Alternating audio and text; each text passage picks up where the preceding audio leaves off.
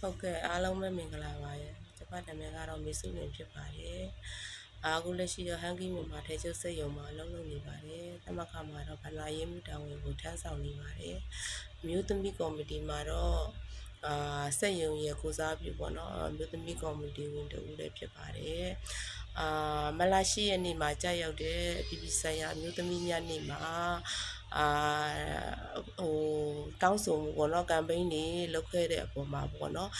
ညီမတို့စက်ယုံရဲ့တိုးတက်ပြောင်းလဲမှုတွေကတော့အများကြီးရှိခဲ့ပါတယ်ကမ်ပိန်းလုပ်ပြီးတော့10ရက်အတွင်းမှာပဲစစ်ဆေးရောက်လာတယ်ပေါ့နော်ဆရာဝန်တွေလည်းပါတယ်ဒီအပေါ်မှာပေါ့နော်စက်ယုံရဲ့တန်ရှင်းမှုအိမ်နာတန်ရှင်းမှုတကူကြီးတန်ရှင်းမှုဤပါပေါ့နော်ဂုံးတုတ်တွေပေးလားမပေးတာဒါမျိုးတွေပေါ့နော်အကုန်လုံးကိုစစ်ဆေးပါတယ်စေဝါတွေပေးလားမပေးလားဒါမျိုးတွေလည်းအကုန်လုံးစစ်ဆေးတယ်ပေါ့နော်ဒီအပေါ်မှာပေါ့နော်ပြောင်းလဲမှုကတော့အခုစက်ယုံကတော့ပေါ့နော်စေကန်းဆိုလဲစေဝါပြည့်စုံတဲ့လောက်ဖြစ်နေပြီပေါ့နော်ဆရာဝန်တောင်ခေါ်ပေးထားပါတယ်ဆရာဝန်ကိုတပတ်ကို3ရက်ထိုင်နေပေါ့နော်ကြာတာပရိတောက်ကြစနေအိမ်နာတွေဆိုရင်လည်းတနေ့တစ်ခါလဲတယ်ပြီးသွားလို့ရှိရင်လေဝင်လေထွက်ကောင်းအောင်လို့အနံ့ဆုပ်တဲ့စက်တွေတက်ပြီးတယ်လာပြီးတော့လက်တွေပါတွေဆေးပြီးရင်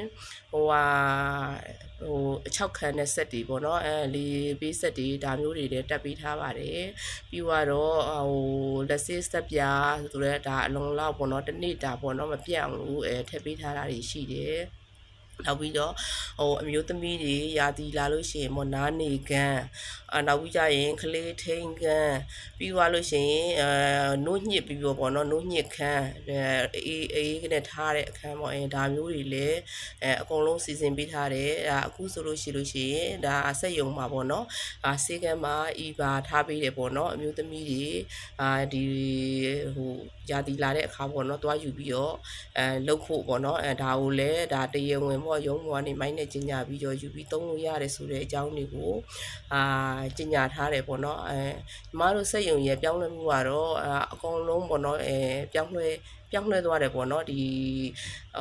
မလာရှိရဲ့နေ့မှာကမ်ပိန်းလုပ်ပြီးတော့ပေါ့နော်အပြည်ပြည်ဆိုင်ရာအဖွဲ့တွေပေါ့နော်အားလုံးကဝိုင်းဝန်းပြီးတော့ပေါ့နော်တောင်းဆိုပေးတဲ့အပေါ်မှာညီမတို့စက်ယုံကတော့ပြောင်းလဲမှုရှိပါတယ်အခုပေါ့နော်9လပိုင်း10ရက်နေ့ဆိုရင်ဆရာဝန်တွေထပ်ရောက်ပြီးတော့လာပြီးတော့စစ်ဆေးပါတယ်